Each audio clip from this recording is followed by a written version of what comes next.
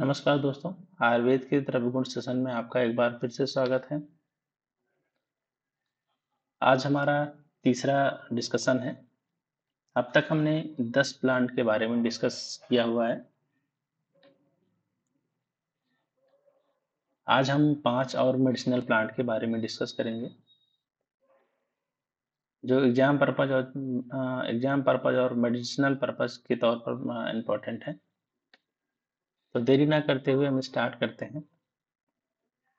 आज का जो हमारा पहला प्लांट है अर्क। कल हमने लास्ट टर्न पे देखा था जो लास्ट प्लांट अर्क था, लेकिन अर्क और इस अर्क में अंतर केवल इतना है,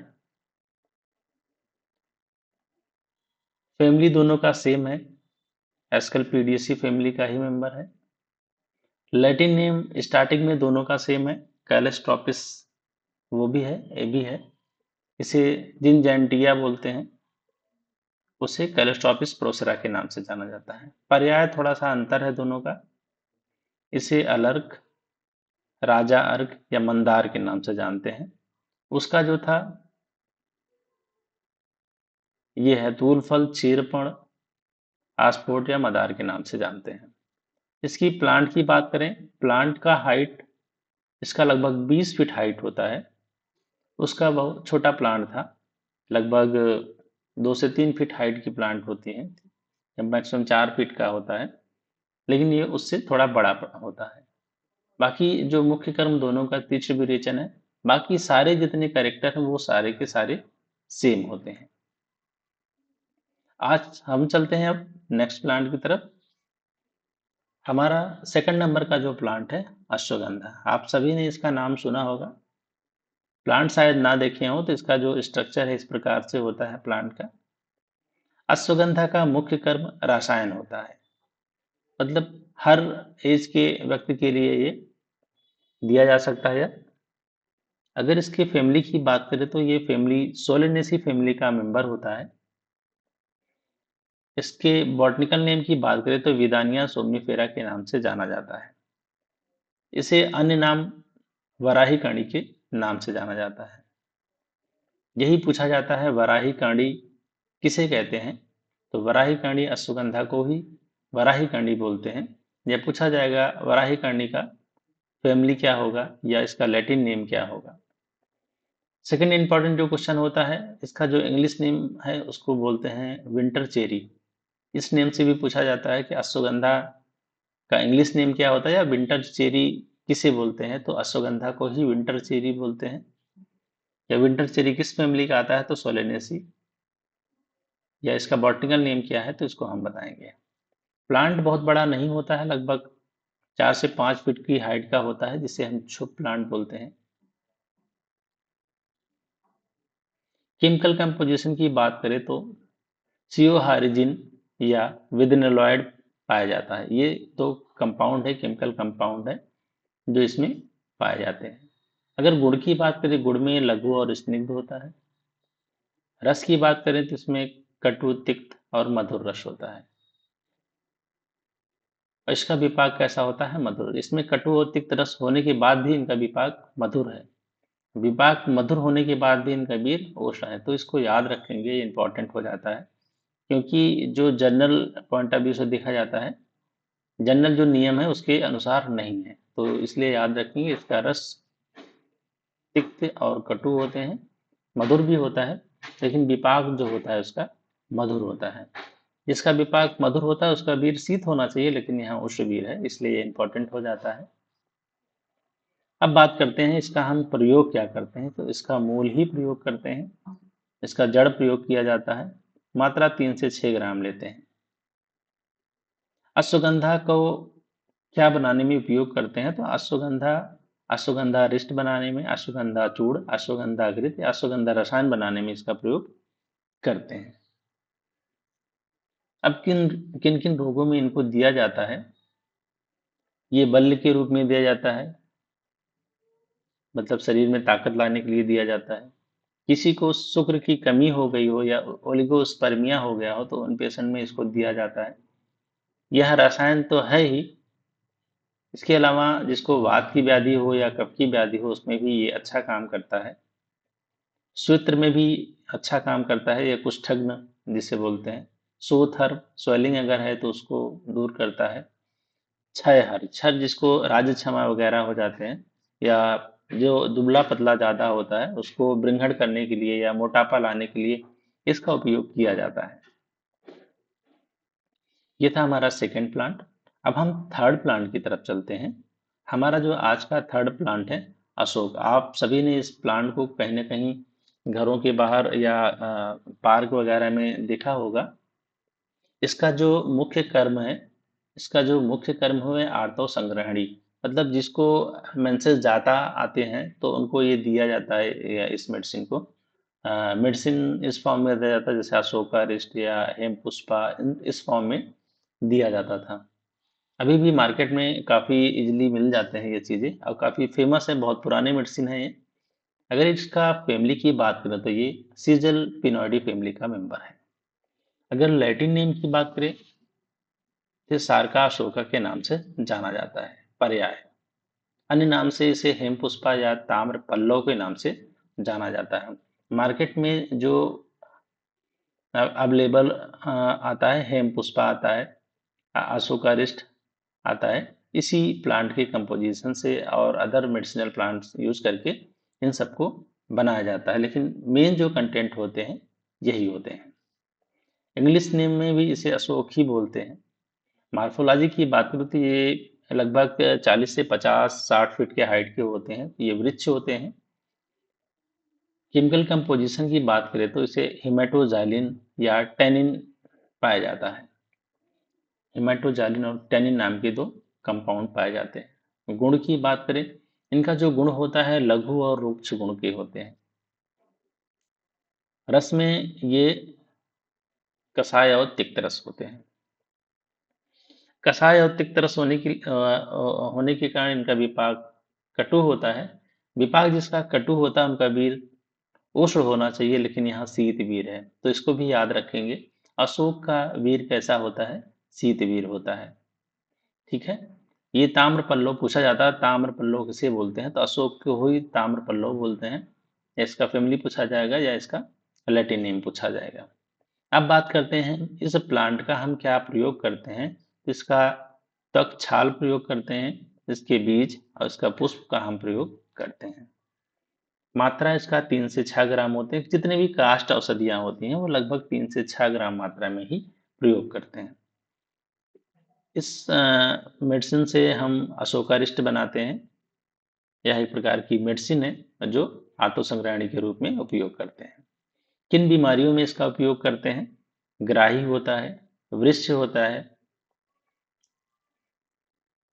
और श्वेत और रक्त प्रदर में, जिसको क्रस्ट आता हो, मतलब जो कठिनाई से जिसका आर्थो आता रहता है उसमें भी इसको दिया जाता है। श्वेत और रक्त प्रदर में भी इसको दिया जाता है, जिसको बोलते हैं लिकोरिया वगैरह हो जाते हैं, या जिसको मेंसेस ज़्यादा आते हैं, रक्त प्रदर ज़्यादा आते हैं, तो उनमें इसका प्रयोग किया जाता है। रक्त अतिसार में भी दिया जाता है, जिसको खून की लेटिंग ज़्यादा होती है उनमें भी ये दिया जाता है। गर्भाशय शिथिलहार, अगर गर्भाशय किसी का शिथिल हो जाता है तो उसको शिथिलता का दूर करने के लिए हम अशोकारिष्ट का प्रयोग करते हैं। ये था हमारा आज का तीसरा प्लांट। बहुत इंपॉर्टेंट प्लांट था ये। अब हम चलते हैं चौथे प्लांट की तरफ। चौथा प्लांट जो है अतिविसा। इसका जो मुख्य कर्म है दीपन। दीपन मतलब जो अग्नि को बढ़ाता है, जो हमारे पाचन सिस्टम को इम्प्रूव करता है, उसे हम दीपन औषधि बोलते हैं। इसका मुख्य कर्म दीपन है अतिविसा का। फैमिली की बात करें तो ये फैमिली रेननकुलेसी फैमिली का मेंबर होता है। इसका जो बॉटनिकल नेम है एकोनिटम हेट्रोफाइलम के नाम से जाना जाता है। पर्याय इसमें इंपॉर्टेंट है, जैसे भंगूरा, शुक्लकंदा, काश्मीरा, शिशु भैसज या घुड़वल्लभा। ये आपने अभी हम पीछे हमने पढ़ के आया था, एक विश्व भैसज होता है, दूसरा शिशु भैसज। विश्व भैसज हम नागर को बोलते हैं, जिसे हम श्रृंगवीर भी बोला था, और जिसे सुंठी भी बोला था, जिसे अदरक भी बोला था, वो था विश्व भेषज। लेकिन शिशु भेषज अगर पूछा जाएगा तो अतिविषा को बोलते हैं शिशु भेषज, या घुड़वल्लभा भी इसी को बोलते हैं। इसका पूछा जाता है इसका बॉटनिकल नेम क्या है, इसका लैटिन नेम क्या है, या इसका फैमिली क्या है, तो हम ये बताएंगे। फैमिली पूछा जाएगा तो रेननकुलेसी, अगर बॉटनिकल नेम या लैटिन नेम पूछा जाएगा तो हम एकोनिटम हेट्रोफाइलम बोलेंगे। ठीक है। अगर इंग्लिश नेम की बात करें तो इंडियन एटीज नाम से जाना जाता है ये। मार्कोलॉजी की बात करें तो बहुत ज़्यादा बड़ा प्लांट होता नहीं। ये पूछा जा सकता है कि इंडियन एटीज किसे कहते हैं, तो अतिविषा को बोलते हैं, सीधा पूछा जाएगा, क्योंकि ये जनरली बहुत फेमस क्वेश्चन अब तक नहीं मिला है हमें कहीं। तो अगर ये पूछा जाएगा जनरली तो इंडियन एटीज किसे बोलते हैं, तो अतिविषा को ही इंडियन एटीज बोलते हैं। केमिकल कंपोजिशन की बात करें तो एस्टिटीन, एस्टिसिन और हिस्टीसिन नाम से दो कंपाउंड होते हैं। ये दोनों कंपाउंड पाए जाते हैं। गुड़ की बात करें तो गुड़ में ये लघु और रुक्ष गुण के होते हैं। रस की बात करें तो तिक्त या कटु रस होते हैं। इसमें तिक्त या कटु रस, अगर जिसका रस तिक्त या कटु होगा उसका विपाक कटु होगा, बीर कैसा होगा, उष्ण होता है। अब बात करते हैं हम इसका क्या प्रयोग करते हैं। इसका हम मूल और कंद प्रयोग करते हैं। मात्रा वही 3 से 6 ग्राम या 1 से 3 ग्राम। अतिविषाक को लेकर हम अतिविषादी चूर्ण या बाल चतुर्भुज चूर्ण, ये बाल चतुर्भुज चूर्ण बालकों को दिया जाता है। इसका एक मुख्य कंटेंट है बाल चतुर्भुज चूर्ण का अतिविषा। हम इसको आगे डिस्कस करेंगे। अब बात करते हैं किन रोगों में अतिविषा का प्रयोग किया जाता है। तो दीपन है, ये अग्नि को बढ़ाता है, डाइजेस्टिव सिस्टम को इम्प्रूव करता है, इसलिए ये पाचक होता है ना। जिसको पाचन संबंधी दिक्कत होते है उसमें दिया जाता है। अग्नि का दीपक होता है। ग्राही होता है, जो हम खाते पीते हैं, जो भी हम आहार लेते हैं उसको अच्छे से डाइजेस्ट कर देता है, इसलिए ये ग्राही होता है। ज्वर हर होता है, अगर किसी को बुखार है उसमें दिया जाता है। संग्रहणी का काम करता है। विष, कृमि, वमन, इन सब में इसका प्रयोग किया जाता है। अब हम चलते हैं आज के अपने लास्ट प्लांट की तरफ। लास्ट जो प्लांट है हमारा बकुची, ये कुष्ठग्न होता है। इसका मुख्य कर्म क्या होता है, कुष्ठग्न, मतलब कुष्ठ को दूर करने का वाला जो औषधि होते हैं उसे कुष्ठग्न औषधि बोलते हैं। फैमिली की बात करें तो ये फैमिली लेगुमिनेसी फैमिली का मेंबर होता है। लैटिन नेम की बात करें तो सोरेलिया कॉर्लिफोलिया के नाम से जाना जाता है। पर्याय की बात करें तो कृष्णफला, कुष्ठग्नि या पोथीफला के नाम से जाना जाता है। ये पूछा जाता है कुष्ठग्नि किसे कहते हैं, तो बाकुची, ये क्वेश्चन पूछा जाता है कुष्ठग्नि या बाकुची का मुख्य कर्म क्या है, कुष्ठग्न है। इंग्लिश नेम सोरेलिया सीड्स के नाम से जाना जाता है। मार्फोलॉजी बहुत बड़ा प्लांट होता नहीं, चुप होता है, छोटा प्लांट होता है, लगभग 1 से 2 फीट हाइट की होती है। केमिकल कंपोजिशन की बात करें तो सोरेलिन या फिक्सिडाइल पाए जाते हैं। फिक्सिडाइल ये बहुत सारे मार्केट में ऑयल उपलब्ध हैं जो कुष्ठ को दूर करने के लिए या फिक्सडाइल के नाम से पाए जाते हैं। गुण की बात करें तो लघु और रुक्ष गुण के होते हैं ये। रस की बात करें कटु और तिक्त रस के होते हैं ये। कटु और तिक्त रस के होते हैं। विपाक की बात करें तो इनका विपाक, जिसका रस कटु या तिक्त होगा, विपाक उसका कटु होगा, बीर पुष्ट होता है। ये तीनों याद होने चाहिए, हर किसी प्लांट के याद होने चाहिए, तभी इसका हम मेडिसिनल प्लांट को उपयोग कर पाएंगे औषधि के रूप में। रस क्या होगा, उसका विपाक क्या होगा, उसका बीर क्या होगा, उसी प्रकार से हम मेडिसिन दे पाएंगे। अब हम बात करते हैं इसका हम क्या प्रयोग करते हैं। तो इसका बीज और तेल प्रयोग करते हैं। इसके सीड से तेल निकाला जाता है, वही करें इसका बीज और उसका तेल प्रयोग करते हैं। मात्रा वही 1 से 3 ग्राम उपयोग करते हैं। इस प्लांट को लेके हम बनाते हैं बकुची चूर्ण या बकुची तेल बनाते हैं। किन रोगों में इसको दिया जाता है, तो कृमिघ्न, कृमिघ्न, त्वक दोष हर होता है, मतलब त्वचा संबंधी जितने विकार होते हैं उनको दूर करता है। कृमिघ्न मतलब अगर छोटे बच्चों को कृमि पड़ गए हैं तो उसमें चूड़ के फॉर्म में दिया जाता है इसको। वर्ण, अगर किसी का घाव हो गया है, कट गया हो कहीं, तो उसको रोपड़, उसको ठीक करने में इसको उपयोग किया जाता है। सूत्र और कुष्ठ में भी इसका प्रयोग किया जाता है। सोरियासिस, इसको बहुत गंभीर बीमारी होती है किसी को स्किन संबंधी, तो उसमें भी दिया जाता है। इसका बहुत अच्छा रिजल्ट होता है।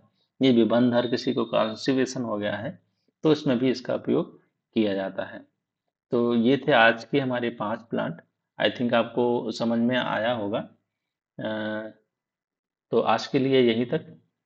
Thank you.